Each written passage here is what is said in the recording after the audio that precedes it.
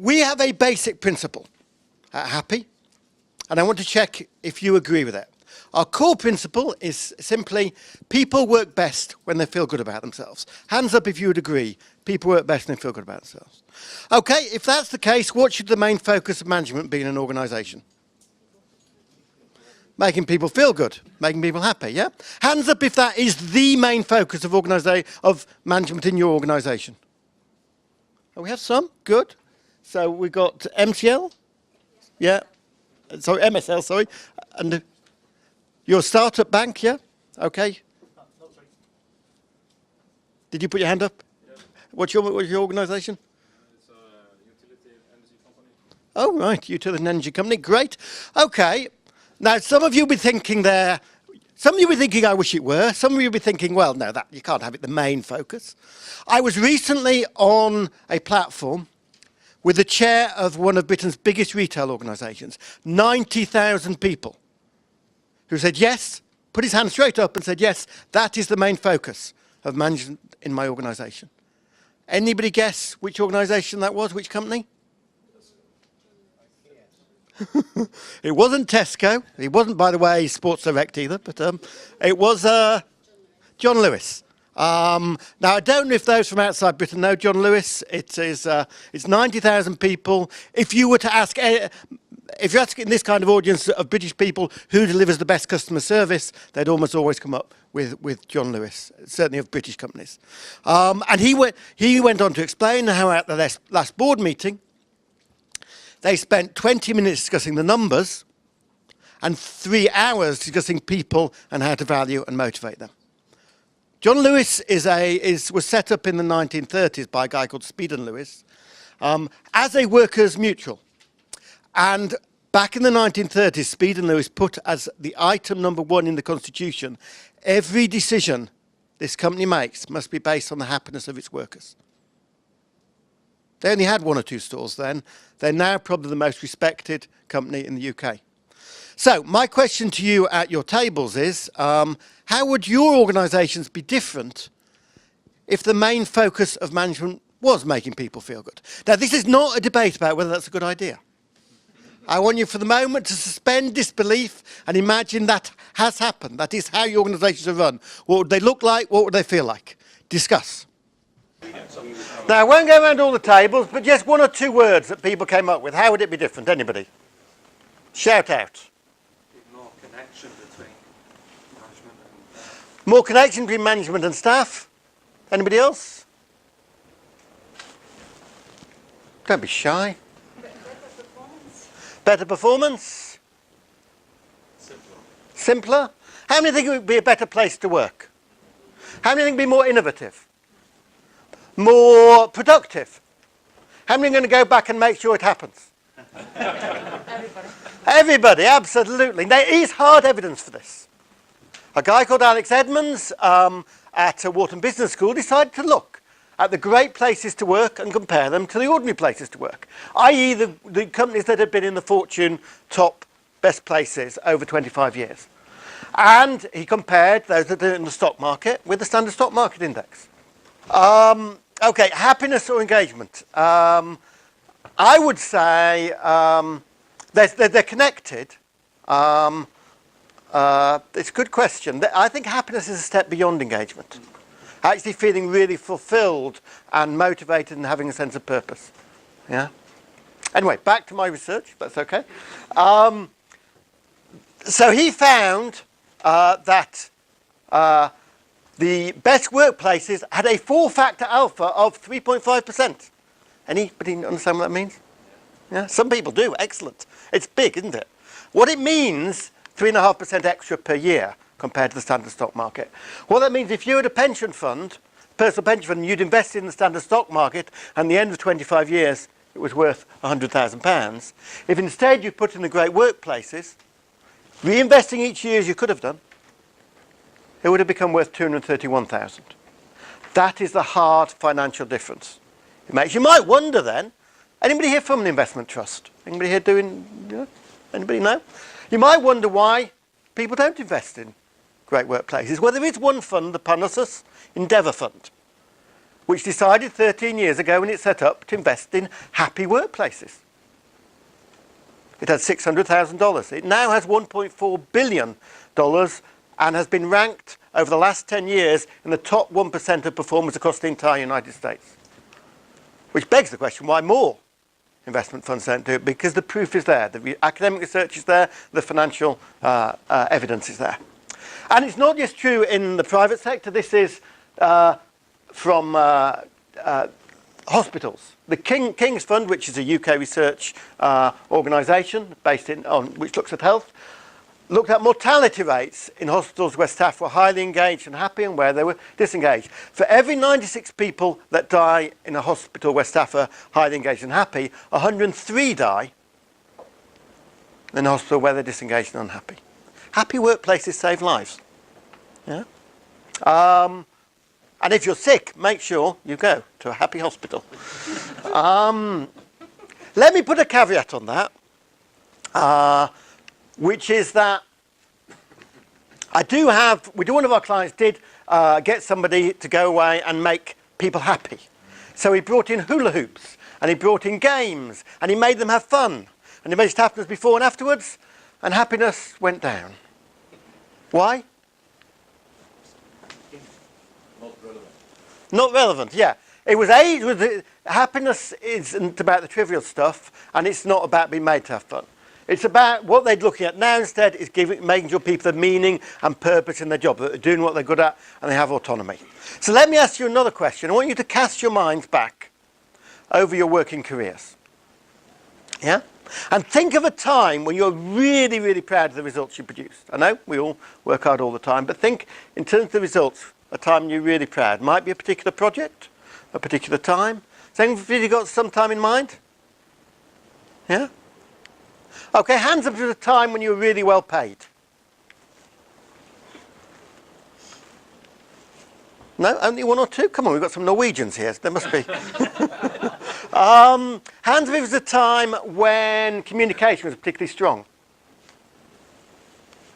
Okay, a few more, not that many. Hands up if it was a time when you were challenged. Okay, that's about 80%. Hands up if it was a time when you were trusted and given freedom to do it your way. Yeah, that's just about everyone. I think there's one or two missing.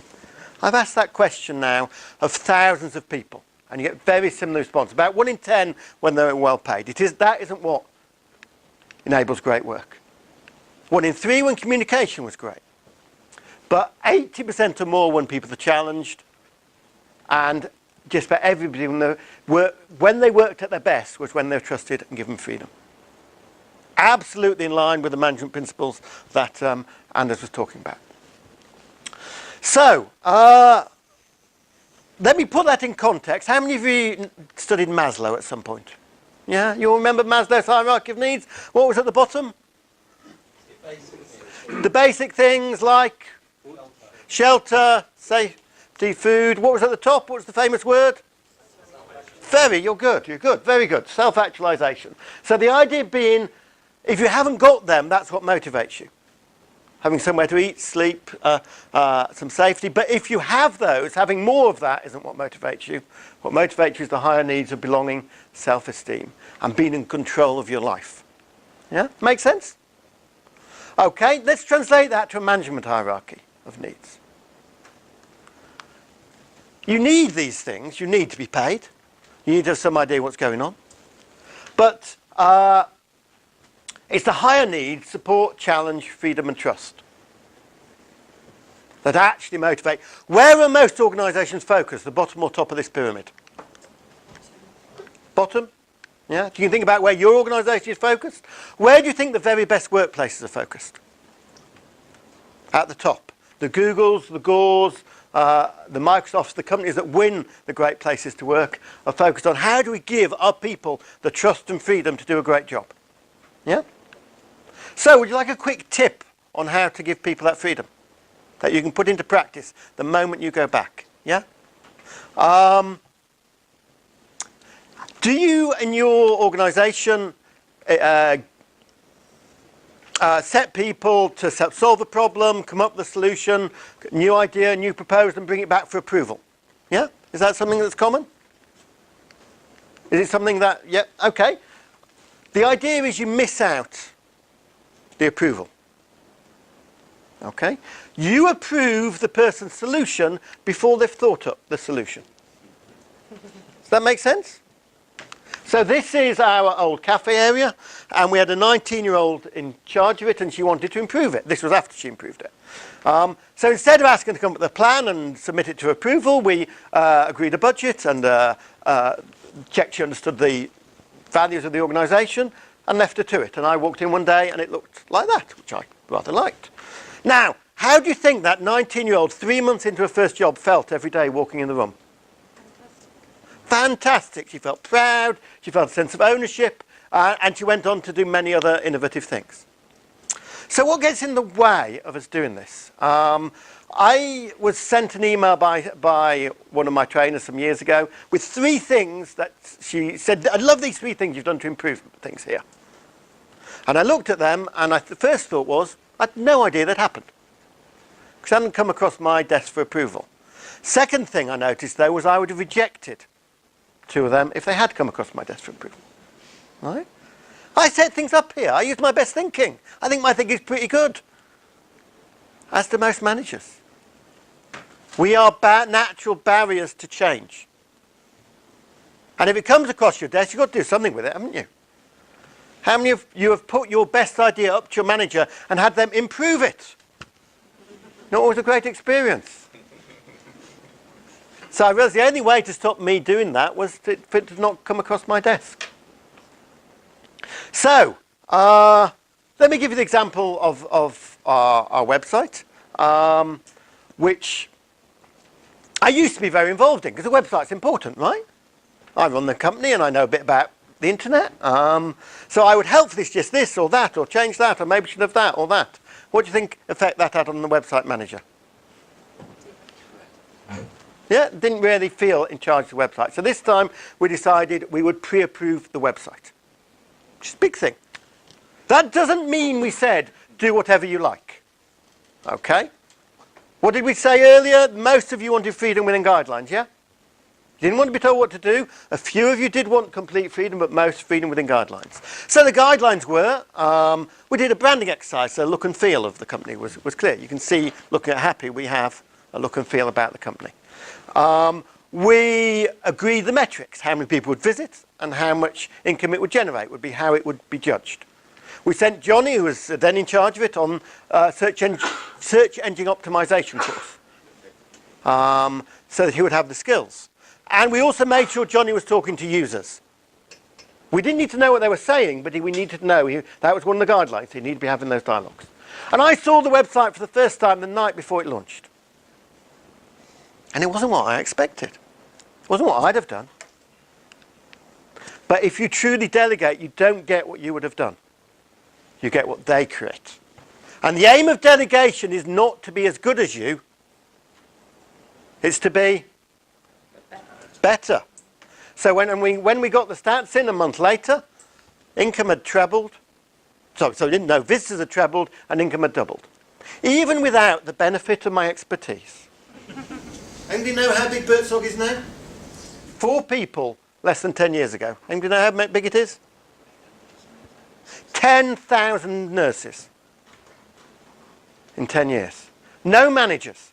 This team of 10 is self-managing. They do have a chief executive at the centre and an IT team there, but they decide everything that happens in their locality. Now you might think, if you wedded to traditional budgeting ideas, you'd think, well, it must be more sensible to have an expert allocating the resources so that they can get the best response and the most cost efficient. That was the whole point of doing that. It was going to produce that.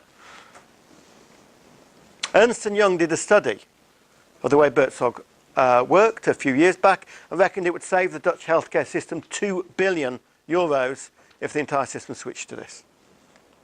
Why is this better than the cost-effective allocation of resources they were using before? They're spending more time with the patients. How can it be more efficient? The people closest to the work are making the decisions. People close to the work are making decisions. People are being cared for more. They're spending less time in hospital later, less drugs later. We had one of the nurses at one of our conferences, and she first of all said, I have got my vocation back.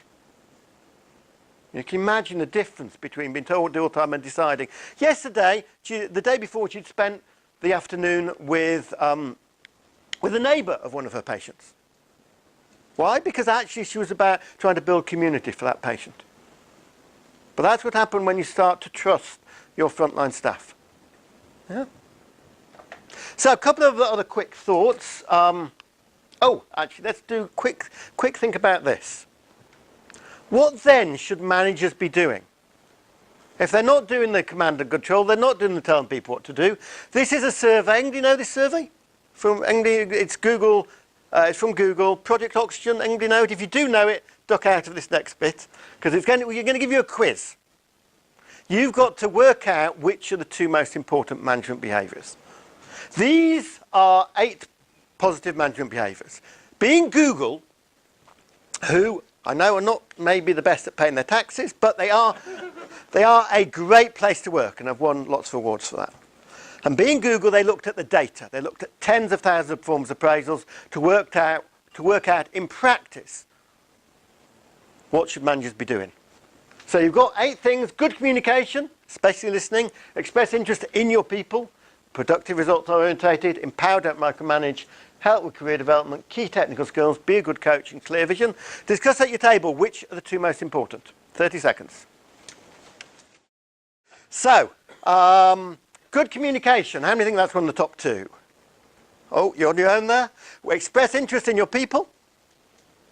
Okay. Be productive and results orientated. No one. Empower, don't micromanage. Help with career development. Key technical skills. Be a good coach. Okay, clear vision. Okay, I'll read you through the top 3 in reverse order. Third was express interest in your people. Second was empower, don't micromanage. But the single most important behaviour of managers, the single most important one was be a good coach. Now, quite a few of you did get this. I did have one group of chief executives, not only did none of them vote for it, but they then said, why is that part of our job? Quick think. Who has had, hands up if you've had a personal coach at any point in your careers? Okay, I'm going to take one line from each of you and what they did for you. Clarity of where sort my head out. Clarity, sort your head out. Similar focus. Focus. Clarity. You have to reflect and think. Got you to reflect and think. Anybody else? Got you to work things out for yourself. Work things out for yourself. So, did they tell you what to do? Yeah. Did they ask you lots of questions? Yes. Did they help you find your own solutions? Yes. Would you all like to have managers that did that? Yes. Yeah. Let's say you get a note from your manager saying, I want to see you at 12 o'clock. Do you feel excited? Because actually, if your manager's there to support you, you should. Now, okay, quick chat now with your neighbour, just in 2s, or 3s if you've got 3 at your table. How would your personal management be different if it was focused on these, and particularly being a good coach? If you dropped all the other stuff and you were focused on this. A couple of minutes with your neighbour, discuss. Okay, quick question. How many of you already see your main role as managers as being a coach? Okay. How many of you will now? Okay, I'm hoping we'll get some, because absolutely, if you're going to trust and empower people, you want to get the best out of them. That's the approach. So let's look at a kind of framework for this quickly. I do have one friend who was given when they started the job, was given a 3-word job description. It was, do cool stuff. Okay. It was an internet company, as you probably guess, and I'm not sure they're still around, actually. But most of us he loved it, actually, but most of us need a bit more guidance, don't we? So we have a model, which is called the job ownership model, which is about having principles and targets. So a happy, we try to avoid telling people exactly how to train, but they've got to train within certain principles, which encapsulate with the phrase, don't tell when you can ask. That's what you'll find in our training rooms. There's targets, but I'm going to come back to those in a moment, and there's support and there's feedback. But let's look at a couple of these. Principles. Who should set the principles, the organisation or the individual? The organisation. Yeah, that's fair enough. One of our clients is Amnesty. You know, and if you go into Amnesty and say start on your first day and you say, hey, this death penalty thing, I quite like it.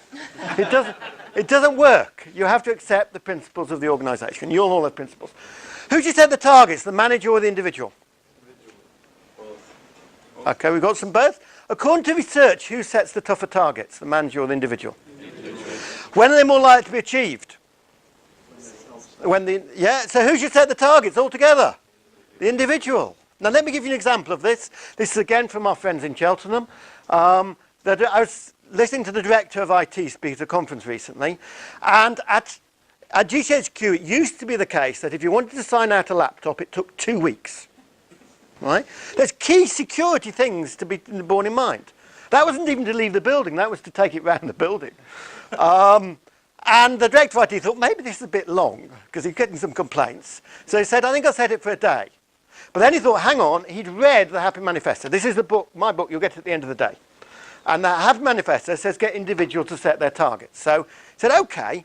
They went to his team and he said, you're going to be doing this, so I think we should change it from 2 weeks. You set the target. What do you think they set? 30 minutes. What's that? 30 minutes. 30 minutes over here. Anyone else? 5 minutes. They achieved it. Changed it to 3 minutes. They achieved that, and you can now get your laptop out in 1 minute. I've seen it at GCHQ. But on the other hand, if the director had said, I want you to cut it from 2 weeks to a day, what do you think the staff would have said? No way, that's unreasonable. That's the difference if you put people in charge. Yeah? And just coming back to the whole budgeting thing, let me give you an example from here. We put Natalie in charge of credit control. At the time, we were owed £135,000, which for a little company like us is a lot. Now, Natalie doesn't mind me saying she can be a bit scatty, you know, and easily distracted, while being totally charming, good at getting people to pay up. So what should we set? We sat down. What should we set? Who knows? What I asked Natalie to do is send me a spreadsheet every 2 weeks with the 3 figures, how much owed, 30 days and 90 days, and her target for 2 weeks' time. Yeah? First time, she was ridiculously optimistic. Didn't come anywhere near it. Second time, very cautious. She easily beat it. But over time, she became very focused. She was in control of that. She was in control of what happened. She decided the target. Now, what's different about that to your normal targets? Anyone? It has some kind of sense of realistic feedback and achievability. Sense of realistic feedback and achievability. It's not set for a year and you put it in a drawer and you find out at the end of the year whether you got it. It's a rolling target in a realistic time frame which they have complete control over. And that's what we do try and do at Happy. So for instance, our main costs are the costs of trainers and resources around running courses. We don't have any fixed budget for that. We have a ratio. Why would you have a fixed budget for something that could change from month to month? So the person in charge of that knows they've got to try and get all the costs below 50% of what the income is. So it changes absolutely month by month. And everybody also knows, you know, for instance, if a course goes wrong, if the evaluation puts average or below, there's somebody who rings them up the next day. They have no rules or guidance on what they should do, except make the customer happy. They can decide to send them flowers, they can decide to refund the money, they can decide they've once booked them on a course somewhere else. It's entirely up to them, because it's, what was your phrase, Anders? It's one of those slides that's something about, I can't remember now, but cost consciousness, that's it. They're cost conscious. They know what's needed, they know what happening forward. There's no rules about it. They just go and make sensible decisions. Yeah? Now, let me just check if it's so that's Happy. So Happy is based on the idea that people work best when they feel good about themselves. That you can trust people. That theory-wise makes sense. There's a phrase that Richard Branson uses that don't set your rules for the 2% who are pissed off and come to work dissatisfied. Set them for the 98% who come wanting to do a great job. and can be trusted and empowered.